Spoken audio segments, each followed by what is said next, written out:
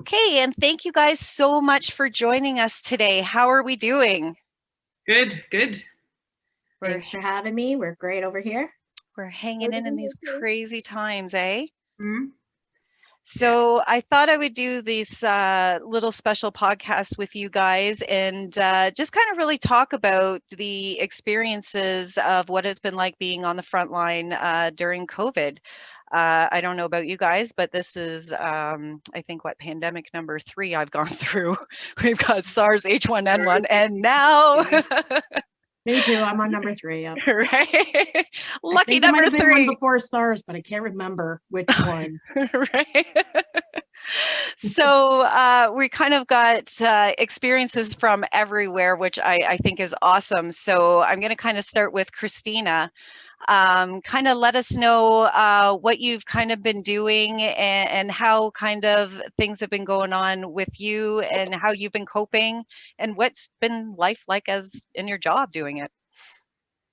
It's basically, it's a little more stressful. Like, I mean, I do work in a seniors home. We have a 200-bed seniors home with dementia patients. We have basically everything, but I mean, it's stressful to begin with, right? It's hard on the body, it's hard on the head, but it makes you take a toll when you're actually sitting there looking at your residents. You're like, okay, that one's not going to make it if they get COVID, they can't breathe. That one's not going to make it. That one's not going to make it.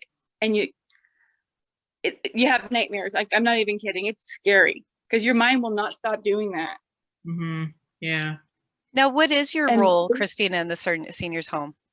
I'm a nursing assistant. It depends on which province you're from, but I'd be like a CNN or CNA, a resident attendant, basically, one level below LPN. Okay. I can administer creams and care, but I can't do like medications. Okay, gotcha. Yeah. Awesome. So it's been super, super stressful then, eh? Especially the first wave, because the elderly got hit huge the first wave. It's really scary though, like, and you think it's not going to bother you. You're like, okay, whatever, it's okay. You're constantly washing your hands more than normal, which is what you're supposed to be doing, but your mind is going to places it should not be going. Like, you can't help it. You can't, there's nothing you can do about it, especially when like you're watching them get like a cold and they're getting pneumonia and dying from a cold. And just boom, gone. They're there one day, they're gone the next. It's just like, you need to protect them. Yeah. Are you guys vaccinated there? Like, have your seniors been vaccinated, Kristina? First vaccination has been done. I've got my first vaccination done. I do have to go again, I think on the 22nd of this month, to get the second one So done. you guys are doing the 28-day schedule? Yes. Yeah. I think it's Pfizer, the one we have. Awesome. I was just under the mark, the 42 days or whatever. I think I was like 39 or something like that. Oh. But I got it in. Good. I mean, a couple of days here and there, it's not going to make a huge difference, but you don't want to be skipping like a week or 2 or 3 weeks and Ontario's vaccinating every 4 months. Oh. Yeah. I suppose they would have to anyway, otherwise they'd run out of supplies. You guys have a lot of people there. We're in a sink or swim. Welcome to the Titanic. Ontario's in a significant hole of COVID right now. In London, there's one neighborhood in London, one single postal code in London that has 30% of our cases. That's scary. Wow. Kids. Does that correlate with poverty? Correlates with children in university not paying attention to the guidelines. Oh, yeah. It's a university neighborhood. Oh, okay. You know what? They're being admitted to the ICU younger and younger. Sure. Yeah. And to be quite honest, at that age, like, I was the kind of person that's like, it's not going to happen to me. This doesn't happen to young kids. Like, I'm invincible. That age, you're invincible, right? It's hard to convince them to stay in and put on a mask. Forget that. Yeah, exactly. I know there's a gentleman about my age. I think he'd probably be in his, maybe a little younger, mid-30s, healthy hockey player, and he is on ECMO right now. Oh, not ECMO. Yeah, so like, he's a father, like, so the community is rallying behind him and everything, but we know that ECMO is not a good thing. I mean, it's sort of It's a the last stand resort. last ditch, right? It So really is. hopefully he turns around. Hopefully. Yeah, we all hope that. Yeah. So what's it been like for you, Vanessa? You have a great, I'll let you go ahead. What do you do, Vanessa? I'm an advanced care paramedic in a large urban core, and I'm also an educator, a paramedic educator in a couple of capacities. We do, I work for our base hospital, so we do continuing medical education and initial certifications. I also just got hired at one of the colleges to be the educator for the advanced care paramedic program. So Congratulations. thank you. I'm pretty grateful, feeling very grateful and excited about that. But yeah, I mean, as paramedics, we're run thin on a good day before the pandemic. Funding for us is not there. It's just not there yet. The counselors, the cities, the communities, the public don't know what we do yet. They don't have a good understanding of what we do. I think that there's still a big disconnect between them thinking that fire is the same thing. And they figure if their money and their funding goes to fire, they think it's us too. That's not the case. So for those reasons, we're run thin on a good day, understaffed, not enough trucks on the roads. And now we're doing increased call volume with increased cleaning and decontamination, with significantly increased donning and doffing, increased time doing screeners. We have patients who just lie to us. They just lie. Yes, they do. And so they were halfway to the hospital thinking that they've screened negative. And now they tell me that, they've had a cough for 24 hours in the chills. And I specifically asked them that, 20 minutes ago when I met them, and they said no. And now we have to pull over, get out, don all of our gear, you know what I mean? And it's like, between every single patient all the time, we have to don and doff new stuff. We have to clean everything in between everybody. It's absolutely exhausting. That's not to say that we didn't clean everything before and after every patient. However, the attention to detail is just different. I wasn't wiping down cupboards and handrails and things like that in between every single patient. I'd wipe it at the beginning of my shift. The time it takes to accomplish all those safety tasks alone is exhausting. And then we just got to do another call, like I'm going into calls from one to another, and I have my partner, his nose was bleeding, literally bleeding. And he didn't even have time to go grab a Band-Aid before we had to go, from one call to the next to pick up another sick patient. And they've also limited some of the treatments that we can provide due to COVID. For instance, nebulized anything. We can't nebulize anything in the back of the truck because it's an aerosol generating procedure. And they don't even really want us giving Ventolin via MDI either, only if they really, really need it. We can't use CPAP. So these patients, we just have to sit there. Like we can't, and our cardiac arrests were in full gear. And I don't know if anybody's worked a cardiac arrest in a home on your knees with dogs and people and couches and books and the TV's on, and it's 1,000,000 degrees in there because the lady's 80 years old and she likes it that way, and you're in full gear, and then and it's like, okay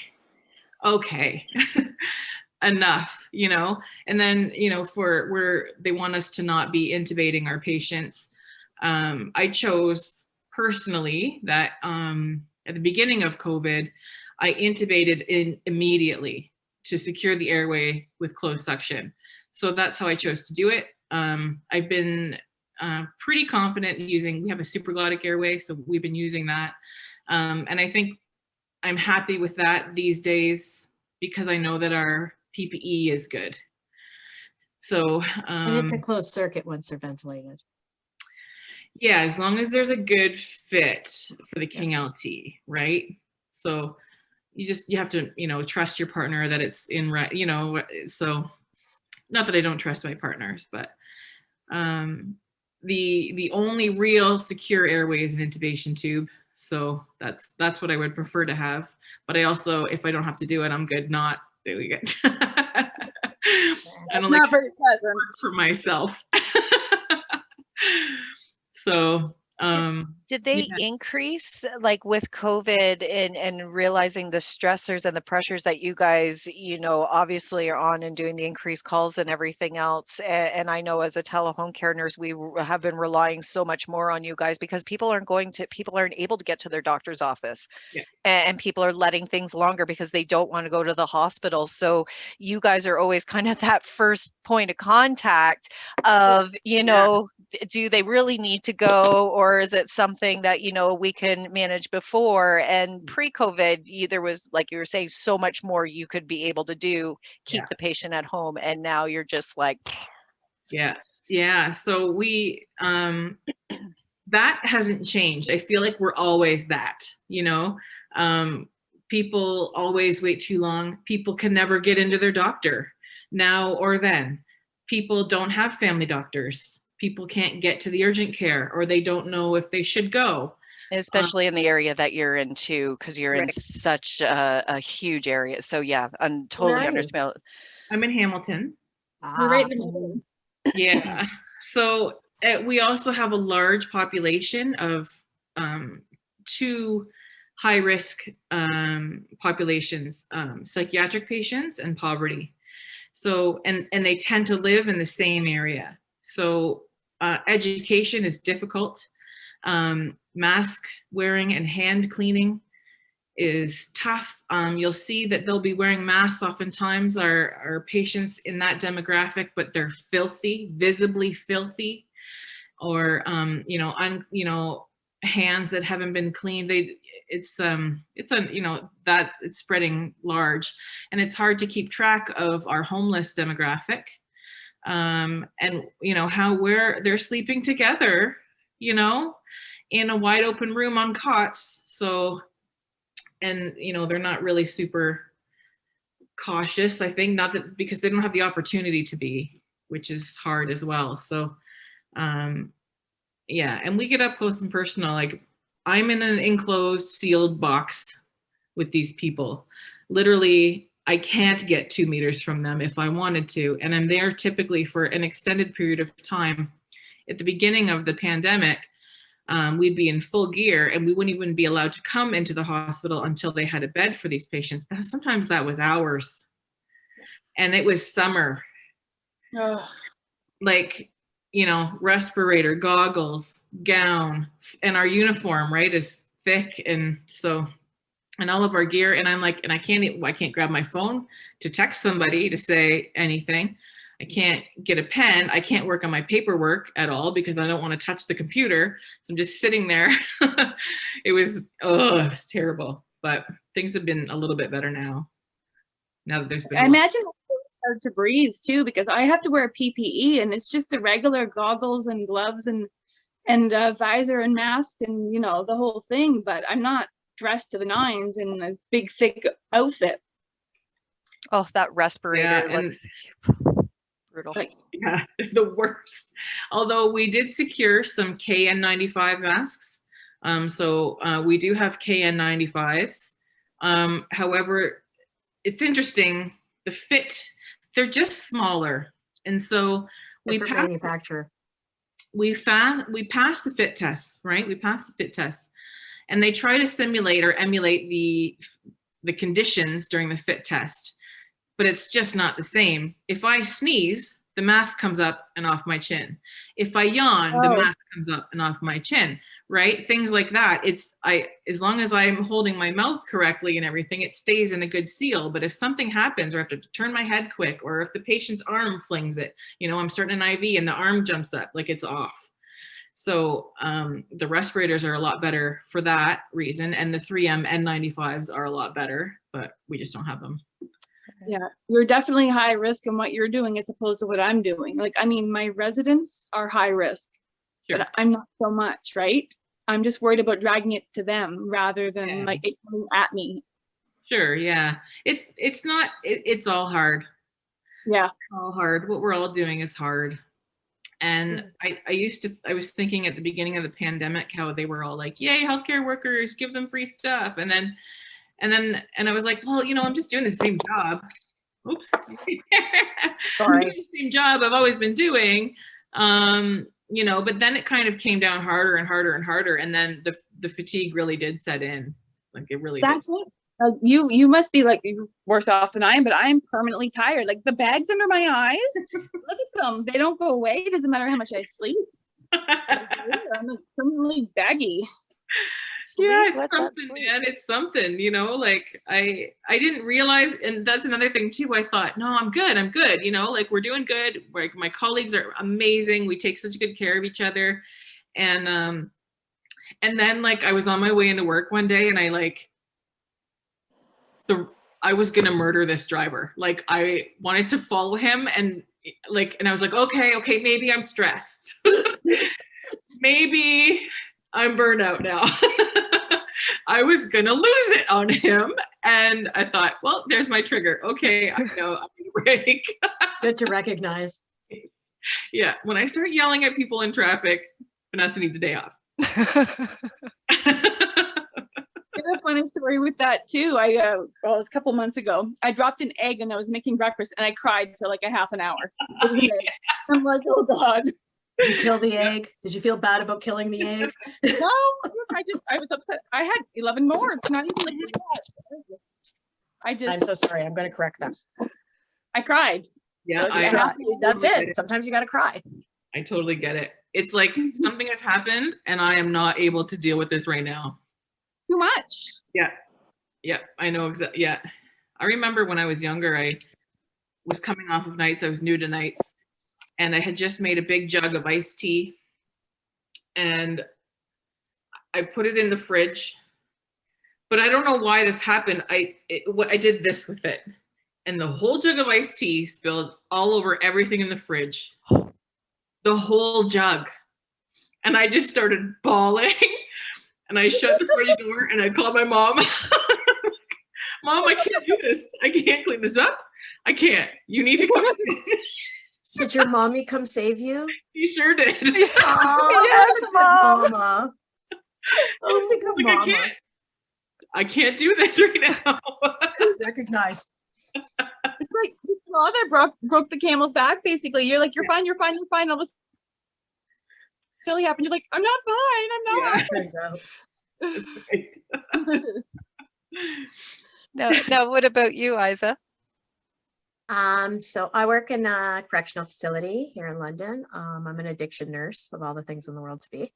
I've had some critical care background. I've done thoracic, I've done basically everything. I'm a bit of a gypsy. So I've somehow landed in corrections and it's been a little hellish. It's been a lot of unknowns, a lot of confusion. We're a congregate setting that didn't get treated like a congregate setting initially. Although on the plus side, we've gotten vaccinations across the board, both to the inmates and to ourselves. Mm-hmm. Our biggest issue really is overdoses in time of COVID. I've lost a lot of guys on the outside to overdoses. They're using alone. They're using far more than they used to be. And there's a lot of reports out of Toronto. We have to follow Toronto quite a bit with our addiction services because they kind of have the forefront of what people in addictions are going through. And they actually do testing of their drugs. So we're finding that drugs are far more polluted than they used to be. So this, sorry, I got Kristina's name. Is it Crystal? Kristina. Kristina and Vanessa. So actually with you, Vanessa, I don't know if you see this, but I just got a report out of Toronto that the majority of the drugs that they're seeing in Toronto are actually tainted with benzos, about 63%. So your Narcan's not working on the road. And if it's not working, you need to look at benzo overdose. So Toronto's reporting that in 63% of the fentanyl that they tested this week. Yeah. And I know definitely within our confines, we have these atypical medical alerts where they don't respond to Narcan all the time. So we're seeing more experimentation, or I don't know if it's lack of actual fentanyl on the market that's making it more polluted, but we're having far more overdoses now than we ever were. And I mean, the government does their best to try and keep up with the times, but obviously their plate is saturated too, right? So I spend a lot of my days trying to find ways for my guys to survive on the outside, not so much on the inside. I mean, we've got them covered there, but what happens when they leave, right? Yeah. So obviously the population I deal with, they tend to be homeless.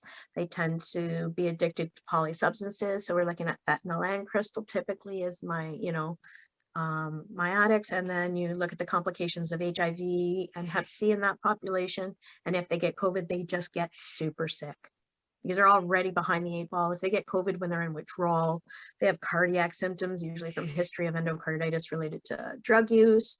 So anybody getting COVID in that setting, it's just scary because you know that they might look good, they might be upright, but the reality is you don't know what their valves look like.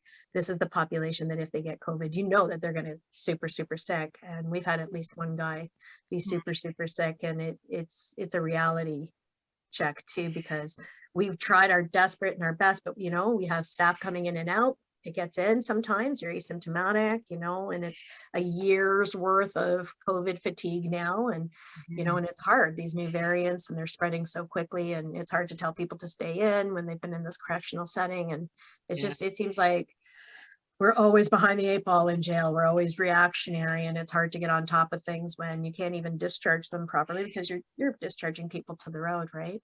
And I think London's done a great job. We've been very lucky. I don't know what it's like in Hamilton for you guys, Vanessa, but we actually have discharge planning here in London. So if I've got guys who are homeless, I can actually call a group and they're going to set them up in a hotel for 2 weeks so that they can self-quarantine and not walk the streets of London. Nice. So I've actually am a part of that like discharge plan program. So all of our homeless guys have a place to go. And it turns out we have facility, isn't that great? And they're facilitated by a medical team 24 hours a day. Not that they're medical, but mostly social workers and stuff like that. So if your guys are using, I actually called a gentleman and I'm like, hey, I'm really concerned about this guy. I feel he's at risk for overdose. And he's like, don't you worry, I'm going to go check on him all the time. So that's kind of, where we are. Like my problem isn't so much COVID, it's really drug use in the time of COVID. Yeah. And the amount of overdoses and I literally check obits every week to see which one of my guys have died. That's their bodies are taking a beating as it is with the drugs. They're not going to have the energy to fight all of it. Yeah. The majority of my patients, my clientele, they come in emaciated. They look like they've just come out of Camp Auschwitz. They don't have food. Well, they don't have money for food because they use it for drugs. And the reality is when you use an amphetamine like crystal meth or cocaine, you don't need to eat. You don't need to sleep. You don't need anything because you're just so messy from that drug that your actual physical needs are required. Some of these guys come into the jail, they haven't eaten in 10 days, can't remember the last time they took a drink, and they're psychotic from lack of sleep. From their crystal meth use. I can't even imagine because I take ADHD medication and I need to force myself to eat. I can't imagine. That's a side effect of any amphetamine, quite honestly, right? So the amphetamine portion of that medication is what keeps you from eating. And it's the exact same portion that affects your brain that's in crystal meth and unfortunately in cocaine. I even actually often can diagnose somebody with ADD if you ask them what happens when you take coke, and if their experience is very boring and they just want to read a book, guess what, you have ADD because it's working for you, right? So, and it's a poor man's way of diagnosing ADD, but it's concurrent, right? And the problem is that a lot of these adults have ADD and they don't feel normal unless they've got some type of medication like that on board, and they've burned their bridges with their doctors and now they don't have anybody. And so significantly, they come into jail and mine is the first name off their lips because as the addiction nurse, I come and see them when they're sick. I give them their medications. And I'm very fortunate that in my job, I've actually, I just became the addiction nurse. I was one of the first in Ontario for provincial jails. And so now at EMDC, we actually initiate treatment where we never used to initiate before. And it's a program that kind of I helped develop while we were there. And now, so we have a significant group who actually get initiated in jail. So they're not getting, going to get thrown onto the road and they've got nothing to help them. That's awesome. So bonus, so glad that got started before COVID because, oh my gosh, are these guys going out and overdosing? Yeah. And so in my studies, in case anybody's interested, I've actually found a 1-800 number, and I'm happy to give that to you, Nikki. And it's a 1-800 number so people don't use alone. So if you need to use opiates and you can't get away from the lifestyle and you're under COVID precautions and you have to use alone, you can actually call this 1-800 number and they'll sit with you as you're using. And if you become unresponsive, they'll call an ambulance for you. So you're not actually ever using alone, which is just fantastic. It was a program that actually started out your way, Vanessa. A bunch of people voluntarily started this out in Hamilton. Yeah. And COVID has made it a 24/7 necessity. So it's actually 24/7 funded by the government phone number now. Awesome. That's probably one of the things I say the most to people is, you're so lucky you're with someone. Make sure you don't ever use alone. Make sure you always got somebody with you. We have a lot of, we've got centers where they can go for fresh needles and things like that in Hamilton as well. And they usually know we've got like the bus that goes around to give out fresh needles and fresh stuff. So that's good as well. Narcan is readily available all over the place now. All over the place. Which is unfortunate now that's the other thing is they're wanting us to use Narcan now to resuscitate our opioid patients rather than use our BVM to resuscitate them, which is much, much preferred. So, what is the difference in that? I don't know that one. Yeah, so I don't like to give Narcan. Narcan's like my last ditch. If I have to give it in order to get somebody out of a house or something, I will give it, but I don't like to give it because of polypharm, basically. So if someone has overdosed on fentanyl and crystal meth, then what the naloxone does is removes the effects of the fentanyl and leaves only the crystal meth effects. So they wake up in withdrawal from fentanyl and in psychosis from crystal meth. So they're ripping IVs out, they're ripping stuff up, they're pissed off that they're in withdrawal, they don't feel good, they're scared, they don't know where they are, and it's dangerous. So it's so nice to wake somebody up with a BVM, just get the respiratory drive going. Just wake them out.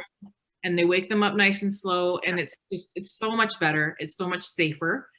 Like I said, giving Narcan, it doesn't, probably 7 times out of 10, it's fine. It is very sudden when they wake up and they get scared, but it's a part of the fight or flight that the Narcan actually creates, right? Because it actually creates a fight or flight. Your epinephrine has saturated you. You're going to wake up in a fight mode, and the first person they see, they often swing at. I tell people all the time, when you give Narcan, you take a step back. You got to get back from that boy because he's going to wake up angry. Yep. I mean, how many of us have woken up from a dream and been like freaking out? Absolutely. Yeah, and it's interesting. Because we have the ability to breathe for our patients, it is the preferred method. But with COVID, because dealing with someone's airway is more higher risk, they've had us use naloxone earlier in the call rather than later. So that's kind of what we've been doing, which kind of, it is what it is. I got to do what I got to do. I don't want to be at that guy's mouth and nose breathing for him if I don't have to be, especially with this risk going on in that demographic as well, who may or may not have COVID, certainly isn't going to go get tested. So, yeah. So hopefully. Yeah, and in London, that's our big thing right now. Honestly, the COVID, yes, it's out of control. We're doing okay in the jail. We've got lots of it where we're coping, but the overdoses in London are out of control. Our homelessness, though, has improved. I'm going to give London a lot of credit. They've when they instituted this hotel, so they've basically set up, so if you're homeless and you've had contact, they're going to put you in a hotel for 2 weeks, and then at no cost to you. And then after that 2 weeks, so I actually have to have guys set up with their methadone. It's being delivered to them daily. They're not even going to pharmacies to get it anymore. I have to have this special sort of prescription that I've had to work on with the doctors so that we can actually, instead of dispensing daily at pharmacies, which is normal for methadone and Suboxone, I've actually now have deliver all doses too, because I don't have a choice, because they're homeless, and you don't want these guys in your pharmacy either. Let's be clear. They're not good at following the rules. There's a reason they went to jail. That is not top priority for them, right? So mask wearing and stuff like that is a big deal to these pharmacies. So we're making all these adjustments to meet this population's needs. And then there's another group that's coming behind, and they've actually created temporary and permanent housing. So they're actually trying to take some of these people who are homeless, now that they've got them for 2 weeks, why don't we put you somewhere solid so you can stay there forever? Yeah. So they're trying it's more than a lot of other cities are able to do. So I got to give kudos to London. They've actually really pulled up their pants on this one. Yeah, why they can't be doing it for everywhere else. Really, considering we've always, London's been a town who's needed to do this and has wanted to do it for a long time. And I think COVID was a positive way that way. At least it's helped our homeless population in some way. And I think it's actually brought a little bit of a spotlight to the homeless situation as well, because, you know, you don't think of people who are on the street and walking by them and they don't have somewhere to live and they don't have somewhere to be sit. Yeah, and it's, I mean, in my experience, the general population, now, I don't know if they are just uneducated or they don't like it's an eyesore, but we get called for people sleeping on the street all the time. Like you're ratting somebody out for doing something wrong. But I think it always gets called, gets called in a man possibly unconscious on the street. And then it's like, well, did you go and talk to them? Well, no. Oh no, they just drove by and the caller's not there anymore. It's like, well, did they have a sleeping bag and a pillow? Because, you know, like now I have to go and wake them up. And now I have to go make them leave. And that sucks because they finally probably just got to sleep. You know, it's like, it's so frustrating. I hate doing that. I mean, I know they think they're doing a good thing, you know, but the homeless population, I mean, if you really just look, are they homeless or are they in distress? And most of the time they're homeless. Yeah. I know that there's a statue in Hamilton. It's a piece of art and it is of a man. It's like a copper statue of a man sleeping on a bench in front of this church, St. Patrick's Church. It's called Homeless Jesus is the name of the actual piece of art.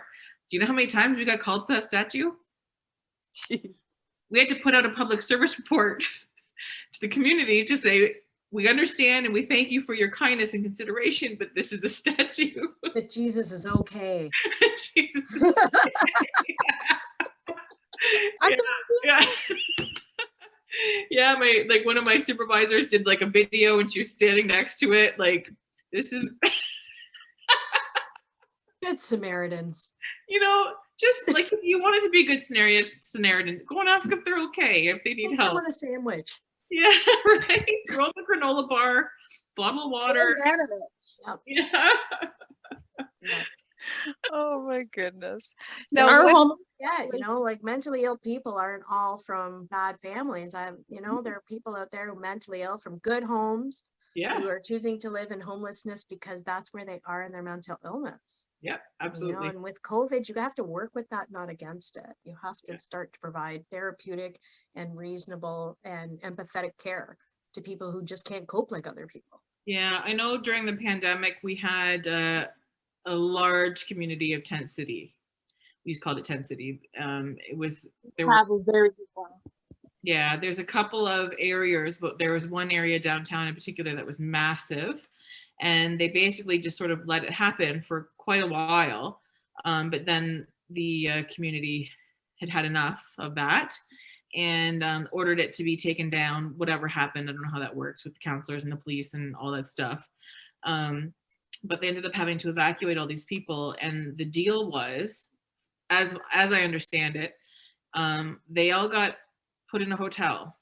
So similar to what happened, it's happening in London. There's a hotel down near Stony Creek where I believe the city has 1 or 2 or 3 floors. I'm not sure. But all those people from Tent City are placed there. So we do a lot of overdoses there. Not bad. yeah, it's been absolutely crazy. And like I said, the coping, people have, I found just being in psych nursing for 20 years, I found people have just not coped the way they used to. And definitely the pandemic, we've seen a range of coping.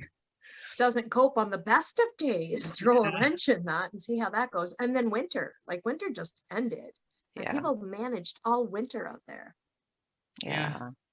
No, it's been brutal. Yeah. So what have you guys been doing to help cope for you guys through this and getting through the stressors of work and the stressors of COVID? Like, what have you guys been doing to kind of keep your sanity? Look at her. This is my sanity right there. Oh, She's like, yeah, have I heard stories? See, for the longest time, I felt like I wasn't stressed. I felt like I wasn't, I didn't feel it. And then one day it hit me and I'm like, oh my God, okay. And looking back, I'm like, yeah, I think I was stressed. But I find, to be quite honest, like little silly things like hula hooping. It's silly, it's fun. I'm terrible at it. And it's just, as long as it feels good, it's on the hips. yeah. For me, I've been golfing. I've been hitting balls really hard, really hard. And quite honestly, I wish I had asked a guy earlier and said, hey, why do you golf? Because I actually get it now. Me and my girlfriends actually go with nurses. We're vaccinated. We do our social distancing. You know, we're in 2 different carts. And let me tell you, when you whack a ball, when you get your frustration out, Therapeutic. boy, do you feel better. And then you're outside, and then before you know it, you're not even thinking about work, quite honestly. Couple You're just thinking drinks. about hitting the ball. Where the fuck did your ball go? And why am I letting you drive this cart? Because you're going to kill me. Like, honestly, that's how our day goes, right? So if I didn't have the escape of golf, I don't think, like right now, I was supposed to be golfing today at noon. I'm really angry that I missed that by one day. I still feel like I could have done it even by myself. But that's what's kept my sanity. And I've got pets. Nikki has been my dog sitter previously in the past. So I've got a boxer that keeps me kind of going. And he's in the basement, or else he'd be talking to your dog, Vanessa. There'd be like a 2-dog conversation here. And I have like 3 naked cats, so they entertain me mightily, which is nice. And they entertain us too on Facebook. So I know, thank you. Yeah, that's kind of cool. I know. I love my animals. They're really awesome. And I'm lucky. I get to sleep every night with 4 of them, 3 cats and a dog. I couldn't sleep alone if my life depended on it. Find yourself, try that again with the English here. Do you find yourself doing a lot more physical stuff though? Like my treadmill has never seen so much use. I walk a lot. I even told the girls, we don't need golf carts. Let's just walk. I need the expenditure. I'm hyper a lot. Nikki knows me. She met me in a jail setting and on a really bad day, but I tend to be hyper on the best of days. So yeah, a lot of activity. Like I'm restless and I'm tired and I'm exhausted. And even though like my body might be tired, my mind is still flying. I need to, I don't know, occupy it or run until I throw up. I don't know. You know what I mean? Like just calm it. yeah, Gotta get it out somehow, right? Well, I've certainly been doing a heck of a lot more FaceTiming with my family and my friends. Yeah. And so this House party. yeah. Like it's funny how many Zoom parties you've attended compared to how many like in-person parties you would have attended. I gotta say, my attendance has been way up. Oh my God, I miss music. Like there is no, you know what? You and Vanessa, I bet, are I miss going to dying. bars to listen to music. Oh, I miss the car shows and the pinup and the hanging with friends and just I could lick a car engine right now. I swear to God. That's right, because you guys were supposed to have speed sport this weekend too. Was it this weekend or next weekend? I think it's this weekend. All of my memories are showing up now. I'm like, oh no.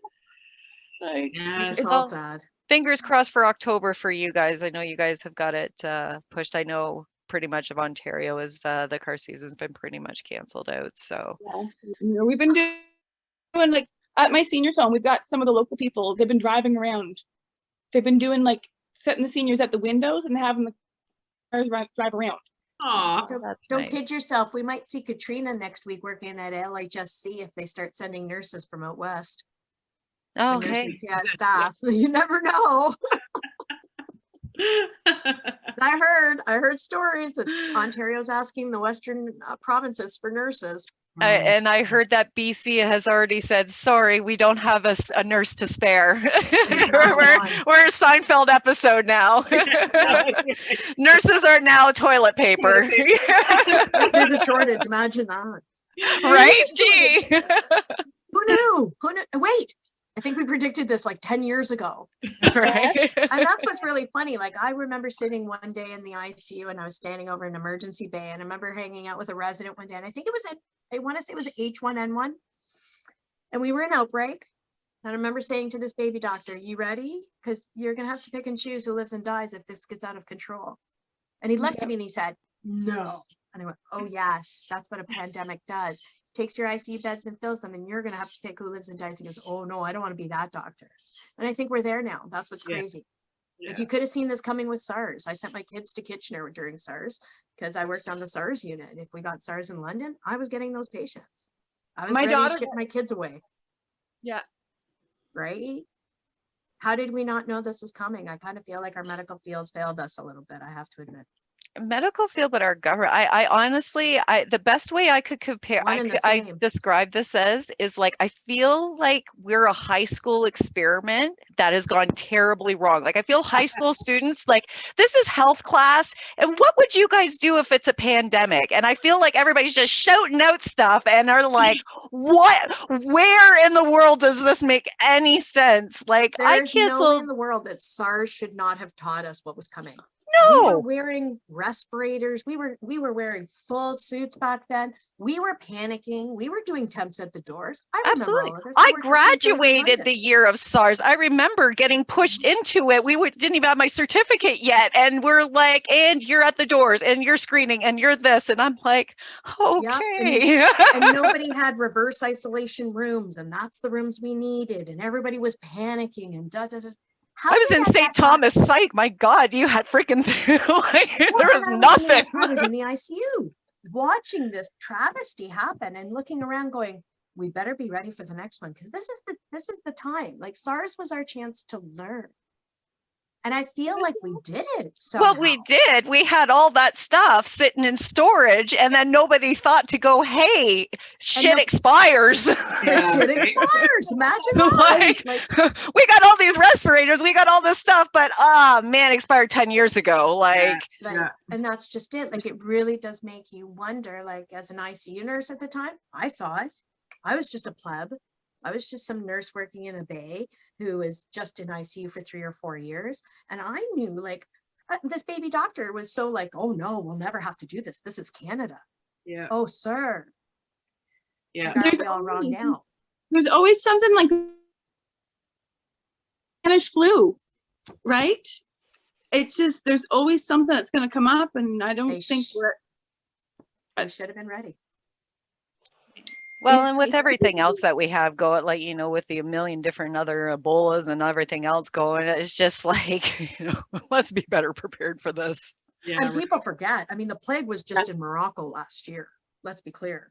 Yeah. Like when you look at world pandemics and things like that, like the plague still exists. People don't know that. Yeah. Like there's all kinds of these underlying little infections that could have turned into COVID at any time. RNA is like super interesting. Like, you know, that's RNA viruses are HIV. We have pills to turn off HIV. So we can figure out RNA viruses, but how did, you know, that's why a vaccine came so quickly, because they do research these RNAs so hard, right? But at the same time, how did you not see it coming? Yeah, I don't know. SARS. Well, history's going to keep repeating itself until we figure this out, though. Yeah. Yeah. And that's well, we're never going to get out of this. No, I think this honestly, in my opinion, this is here to stay. All the variants now, like, it's mutating.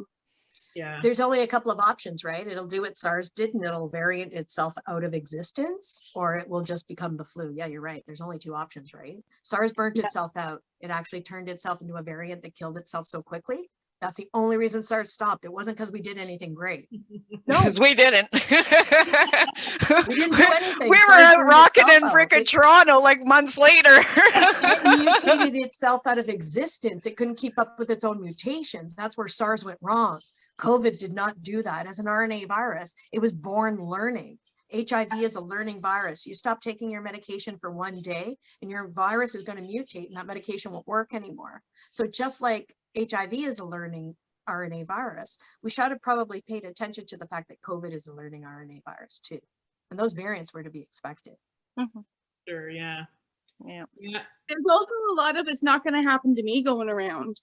Yeah. Still. Maybe people have their eyes open now. I don't know. I still see like on social media a lot of like, it's not real, it's fake. It's like, Oh, you've got the protest and the anti-maskers and you know, people defying the orders and everything else. And you know, I feel horrible for the small businesses, and I get it, and as a healthcare worker and everything, but you know, again, if we all just did this for 2 weeks at the very beginning, Yeah. Should have Right. done what New Zealand could have did. done You should have exactly. shut the country Oh down my for 6 God, weeks. New Zealand. Can we No not flights. have this woman just run the world? Will she No, not come no, back and no, help bro. us? It's the same kind of money. There's this funny looking too. Come on. How can we get her to run? Yeah, her and AOC. The woman the two of had them. a fucking baby Right? while in her prime ministership Yeah. and still managed to wipe out COVID. Yeah. Talk about multitasking at its finest. Right. Here, I'm just going to breastfeed while I come up with an idea. Hang on. Yeah.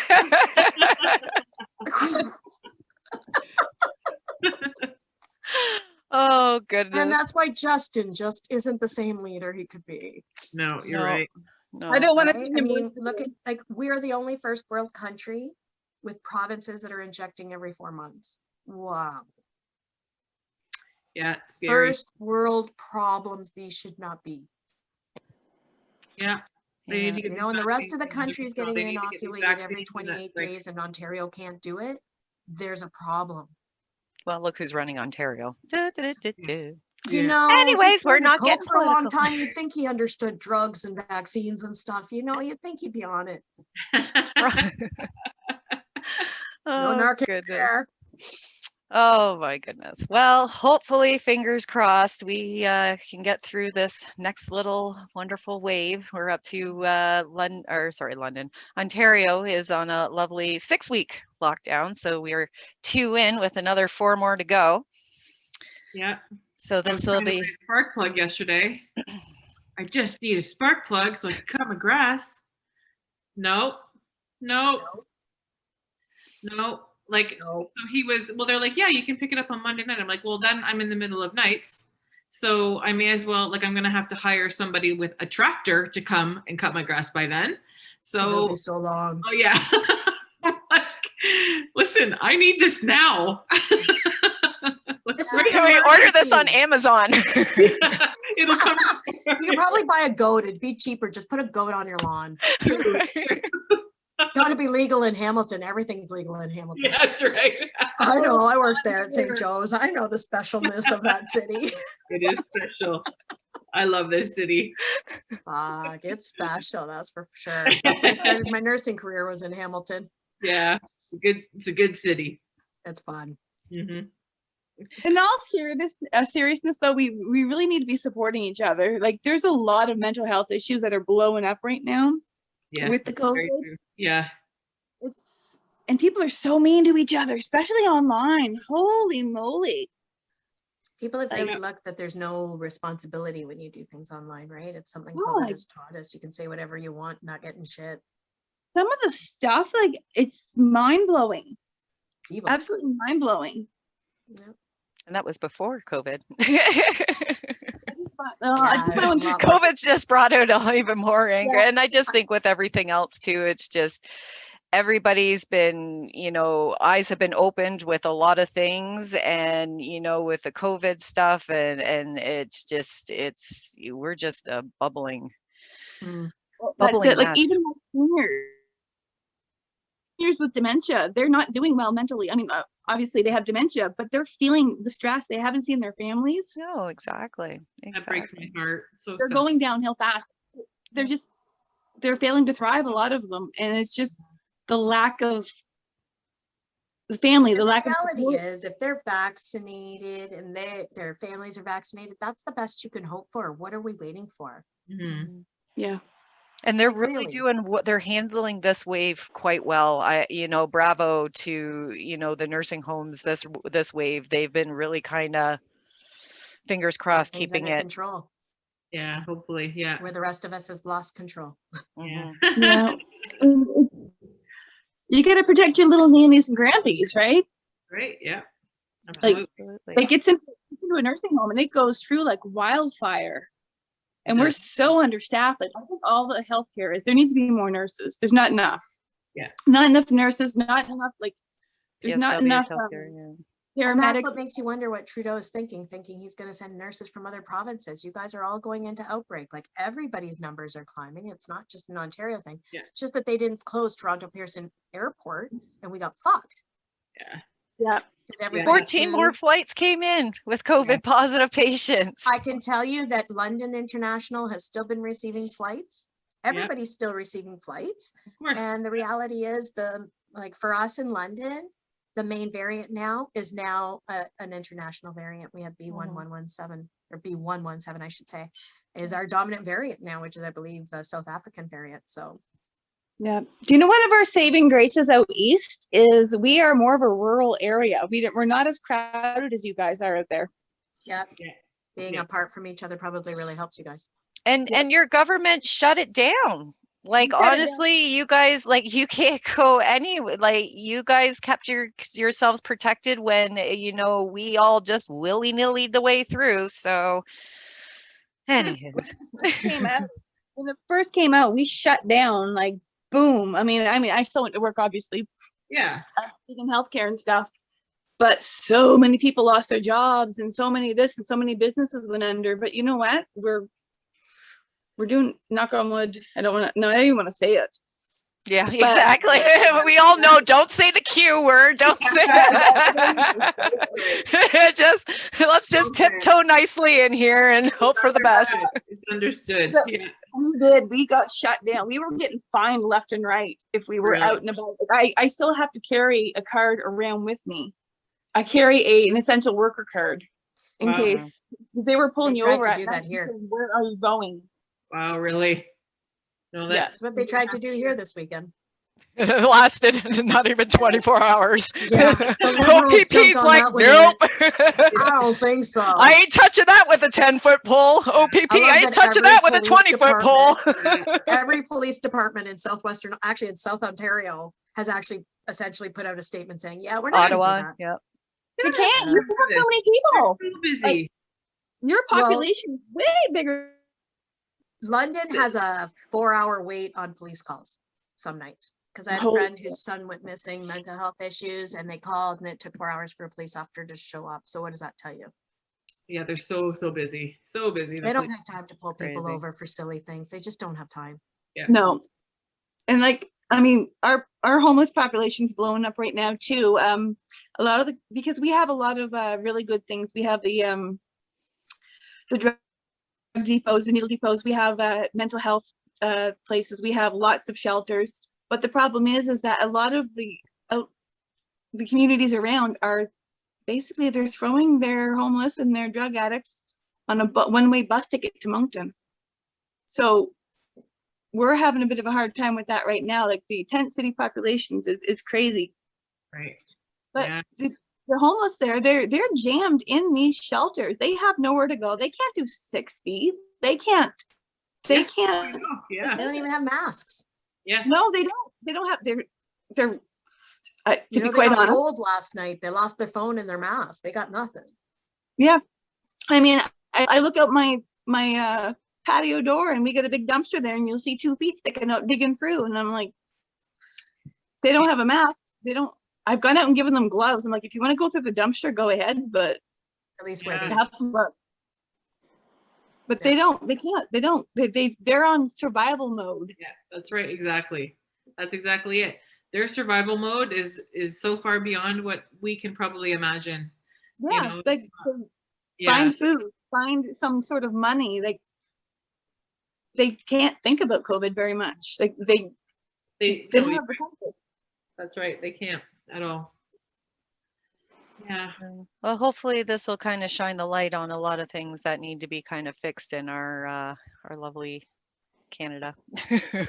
Euro Lovely society, world. who knew, eh? Right. Now, what is the one thing that you guys are looking forward to doing when COVID is over? Besides Live. Viva. I'm hoping I'm going to be a grandma by the end of June, so I'm really hoping to see the Baby. baby. That's my big one. Aw. I want It's to my first travel. grandbaby. Awesome. Oh my goodness, Yeah, I'm looking forward to 1 week all inclusive in the sun somewhere. Serve me drink. Anywhere. Yes. I think I was we all deserve a free trip. Yes. I agree. Like every Canadian Always. deserves a free trip who would behaved and did everything they were supposed to do. Yeah, We get a little voucher for a free trip for a week. So that's a nice. anyone in the front lines, like, holy, yeah. it's Yeah, for it's sure. hard. What about It's you, hard. Nick? You know, it really honestly is to see my grandpa. Yeah. I miss him so much, and I just I can just see them through the window, and that's it in the car. And with his illness and everything, it just makes it harder. So I just want to hug him so hard. Yeah. You make me cry. So that's all and I'm a travel girl and everything are. else, but honestly, if I could just hug my grandpa again, that's just the only thing I'd really want to do, and he's terrified to hug me, and that's what kills me the most. Yeah, it's awful. And I'm like, I try to keep me very protect. My God, I remember the first wave. I was by myself, so it was probably the hardest thing to freaking go through. And then it was trying to take care of them, and it was like sterile field in the kitchen. Like I was washing down the groceries and everything because I was so terrified. I was like going in a rain jacket and everything. It was like, it was so bad, but I was like so scared to get him sick. But Good for you. Do what you gotta gotta do. take care of him. I sure have missed my family, my extended family, Christmas and all that stuff. It's been a long haul. Yeah, it's been crazy. It's been crazy. Well, thank you guys so much for, taking the time and just kind of sharing your experience and just kind of giving everybody just kind of an insight of what we're kind of going through and what we see. And, hopefully the next time we'll be able to get together in person and have a survival party. Yes. We all survived COVID. I don't hear anything. Cheers I to don't know. that, sister. Yes. Oh, goodness. Well, again, thank you guys so much for joining us. I wish you guys all the luck and be safe, and hopefully we'll see each other soon. Yes. Thanks for having us. Okay, take Thanks care, for having guys. us. Bye. Take care. Thank you.